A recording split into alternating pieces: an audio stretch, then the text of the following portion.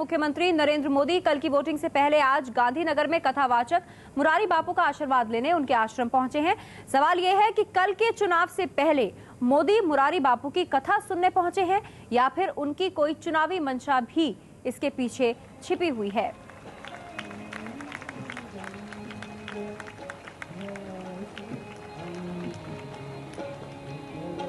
तस्वीरें आज सुबह की, जब नरेंद्र मोदी मुरारी बापू की शरण में आज पहुंचे उनकी कथा सुनने। और कल दूसरे चरण का चुनाव है। गुजरात में 95 सीटों पर वोटिंग होनी है।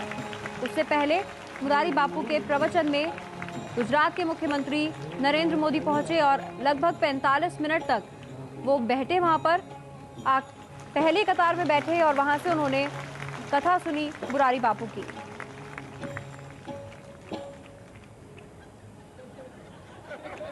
वहीं कांग्रेस नेता शक्ति सिंह गोहिल ने कहा है कि पहले से उनका वहां जाना तय था, लेकिन मोदी को भनक लग गई तो वो पहले पहुंच गए।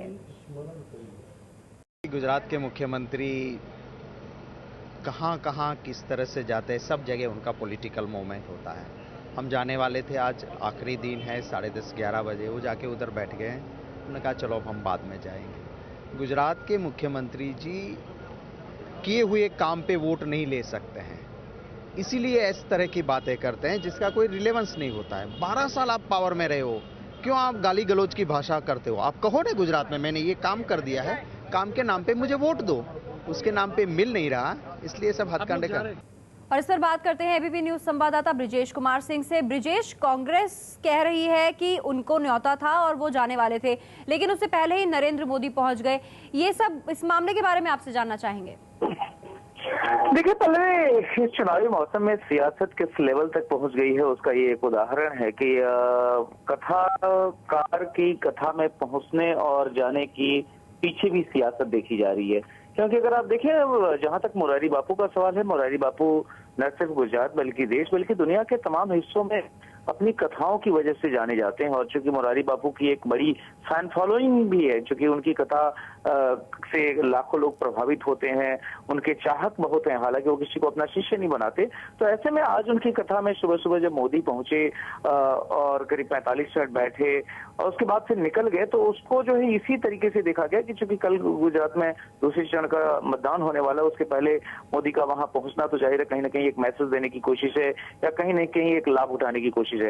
लेकिन कांग्रेस के नेता भी इसमें पीछे नहीं रहे। जैसे ही उन्हें ये पता चला कि नरेंद्र मोदी वहां पहुंचे हुए हैं, तो फिर अपनी प्रेस कॉन्फ्रेंस करके कांग्रेस के नेता भी तत्काल रवाना हो गए। तो ये दिखा, लेकिन ब्रिजेश, कांग्रेस के नेता ये कह रहे हैं कि उनको पहले न्योता था।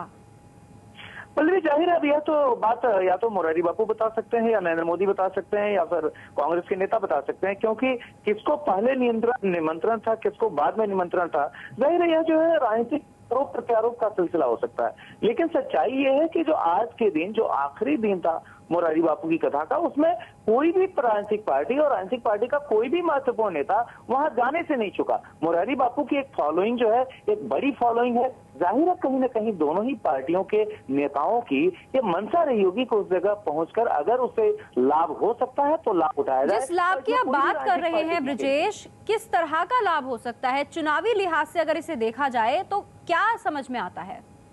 पहले बड़ी सीधी सी बात है, अगर आप गुजरात के परिप्रेक्ष्य में देखें, मैंने आपको जैसा पहले भी बताया कि मुरारी बापू काफी लोकप्रिय हैं। उनकी कथा को सुनने के लिए लोग हजारों की तादाद में मौजूद होते हैं, घंटों घंटे बैठते हैं। तो आज के सियासी मौसम में किसी नेता के लिए इससे बड़ा मौका क्या हो सकता है कि वो एक ऐसी जगह पर पहुंचे जहां हजारों की तादाद में लोग बैठे हों और जिसके लिए उसे कोई मेहनत न करनी पड़ी हो। लोग कथा सुनने के लिए वहां पहुंचे हैं, लोग मुरारी बापू की कथा सुन रहे हैं। और ऐसे में वहां जाकर अगर आप 10,000 लोगों से कहीं ना कहीं आप भले सीधे जाके जनसंपर्क न करें, लेकिन आपके जाने से अगर किसी किस्म का मैसेज आता हो तो जाहिर है इसका लाभ उठाने में कोई भी पॉलिटिकल पार्टी या कोई भी नेता नहीं चुकेगा। और चूंकि गुजरात में चुनाव चल रहे हैं, कल दूसरे चरण का मतदान है, तो ऐसे में अगर यह स्वाभाविक भी होता तो भी उसका मकसद चुनावी देखा जा सकता है। बिकॉज चुनाव जो है कल यहाँ पर दूसरे चरण का होना है और जिसमें कि अहमदाबाद शहर में भी मतदान होने हैं और अहमदाबाद के ही लोग बड़े पैमाने पर उस कथा में मौजूद हैं। पल्लवी, तो जाहिर है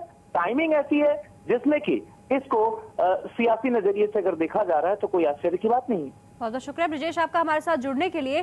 तो मुरारी बाबू के प्रवचन में पहुंचे नरेंद्र मोदी। वहीं जब कांग्रेस के नेताओं से बात हुई तो कांग्रेस के नेताओं का ये कहना है कि हमें पहले निमंत्रण था। आखिर क्यों अहम माना जा सकता है मुरारी बापू के यहाँ पहुंचना? दरअसल मुरारी बापू एक बड़े आध्यात्मिक गुरु हैं। ऐसे बहुत से लोग हैं जो मुरारी बापू को सुनते हैं। दुनिया भर में मुरारी बापू के लाखों भक्त हैं और मुरारी बापू लोकप्रिय राम कथा वाचक हैं। उस लिहाज से इसे चुनाव से जोड़कर देखा जा सकता है और गुजरात में मुरारी बापू का खासा प्रभाव है।